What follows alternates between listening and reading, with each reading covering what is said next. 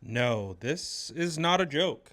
The San Francisco 49ers have placed Trey Brown on injured reserve. Yes, another one bites the dust. Maybe that needs to be the theme song for the San Francisco 49ers 2025 offseason as injuries. I don't even know what the exact injury is. I did see from Matt Mayoko that the 49ers have placed Tre Brown on injured reserve in order to make room for Sky Moore. We are still waiting to hear a little bit more details about kind of the situation that played out today with the Nate Sudfeld and kind of the swap with Tanner Mordecai. You know, they bring in Nate Sudfeld for one day and have seen enough, and they bring back Tanner Mordecai.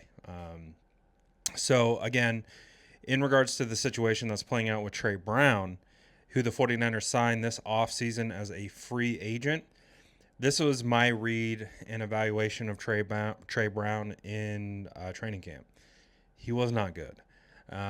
He was outperformed by Upton Stout. He was outperformed by Dallas Flowers, a guy that I didn't even know he was on the roster. If I'm going to be just honest with you, I didn't know Dallas Flowers was on the roster heading into training camp. I was like, who's 35? Who is that? Dallas Flowers. Oh, Dallas Flowers is pretty good. Oh, Dallas Flowers is might make the roster. No, Dallas Flowers is making the roster. So Dallas beat out early on in training camp Trey Brown. Upton Stout beat out Trey Brown early on. So I already didn't anticipate Trey Brown was going to make this roster.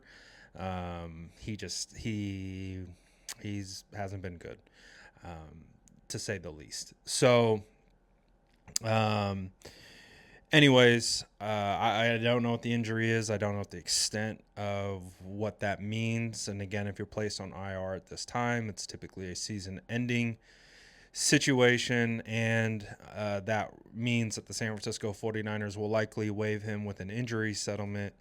But yeah, the Trey Brown experience did not last long, and he really didn't add a ton to training camp. At least from my vantage point, at least what I saw, he got jumped pretty early in the process of that this last camp. So with the San Francisco 49ers, again, the number one thing that I think is continuously just got people on high alert right now is it feels like every day, not even just once a day, multiple times a day, we are finding out a player is hurt, a player has been injured, re-aggravated an injury.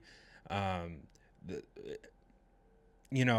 I wish I could say that like, oh, this has happened before, because in some similarities there have been situations where the 49ers have dealt with a lot of injuries, but in regards to training camp, in regards to before the season has even started, again, with the caveat, really not a lot of season ending injuries.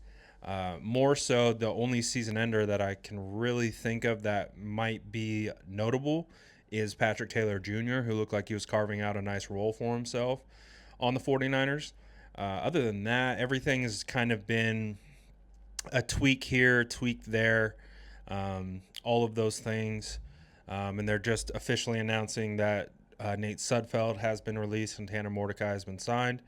But overall, it's just an interesting time. It's an interesting.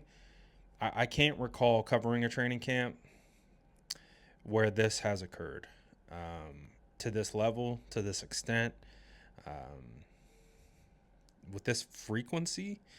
Um, and again, I'm not here to assign blame for why these things are happening. It's football, injuries. It's 100% guaranteed that you're going to get injured playing football.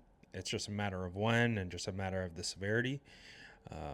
But ultimately, at the end of the day, it's becoming alarming, and I'm sure the comments in this video are going to mirror that. There's going to be every update. I can't even be upset with 49er fans. Like, yeah, like this is getting wild. It's getting to the point of like, what's next? Who's gonna get hurt next? Who's the next victim?